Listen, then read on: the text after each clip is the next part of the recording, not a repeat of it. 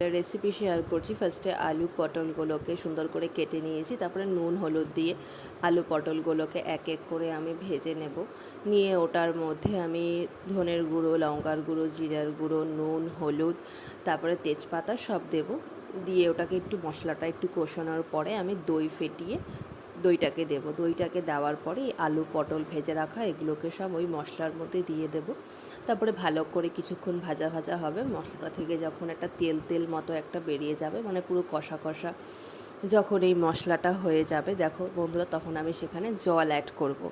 তো জল অ্যাড করার পরে সেখানটা যখন পুরো যখন এটা ফুটে যাবে, মানে এই আলু পটল দিয়ে মশলা দিয়ে যখন পুরোটা ফুটে যাবে, তখন একটু যখন মাখা মাখা হবে, তখন আমি সেখানে গরম মশলা অ্যাড করব।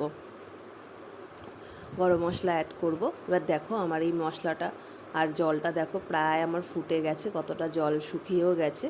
এবার আমি সেটাকে নামিয়ে নামিয়ে ফেলবো, গরম মশলা দিয়ে নামিয়ে ফেলবো।